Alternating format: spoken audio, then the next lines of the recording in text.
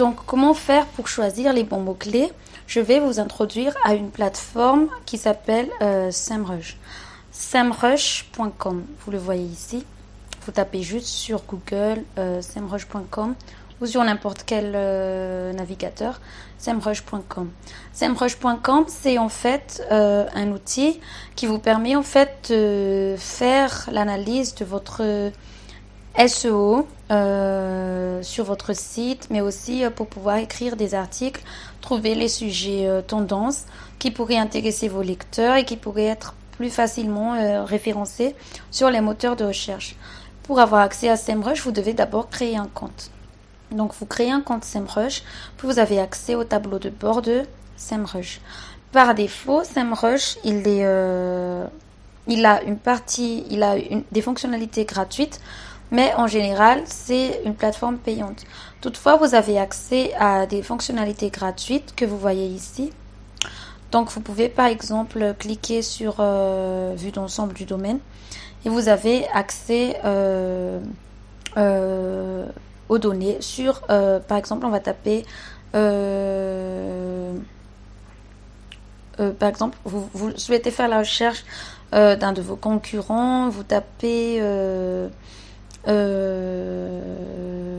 Amazon.com, comme ce qui est écrit là, et vous avez en fait quelques données sur le site. Donc ça vous permet en fait déjà de faire une étude de vos concurrents.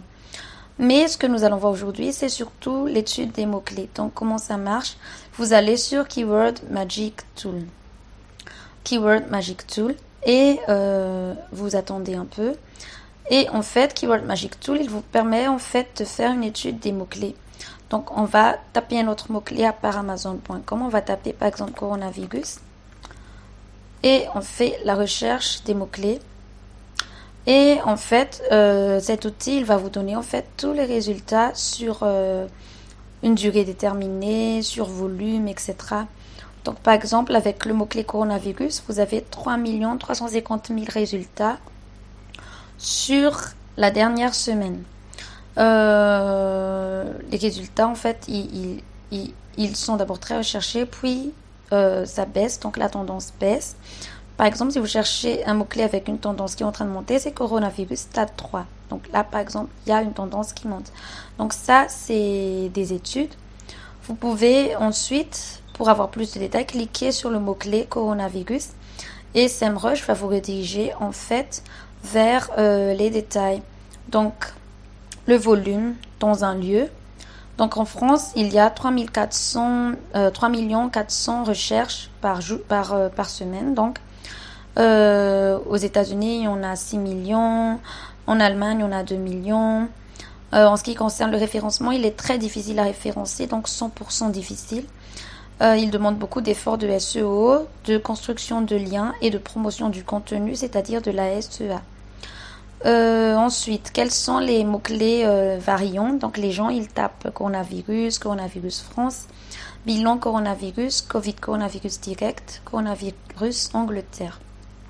Quelles sont les questions les plus posées? Donc vous avez combien de cas de coronavirus, combien de morts du coronavirus en France, combien de cas de coronavirus en France. Donc vous pouvez par exemple écrire un article sur combien de cas de coronavirus il y a parce que c'est très recherché sur Internet. Les sites les plus cliqués aussi, donc comme on a parlé de France, il y a les sites les plus cliqués, gouvernement.fr, santé publique, solidarité-santé.gouv.fr. Donc ce sont des sites qui sont référencés par rapport au mot-clé coronavirus. Sur cet outil, vous avez 10 mots-clés gratuits par jour. Donc vous pouvez faire la recherche de 10 mots-clés par jour. Par contre, au-delà de 10 mots-clés, vous devez payer en mettant un niveau grâce à l'outil ici. Et vous payez par virement bancaire ou par PayPal.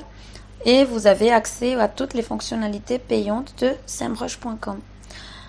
Donc voilà à peu près tout ce qui concerne SEMrush et tout ce qui concerne l'étude des mots-clés pour vous permettre de faire une bonne rédaction SEO aussi et un bon référencement. Donc voilà.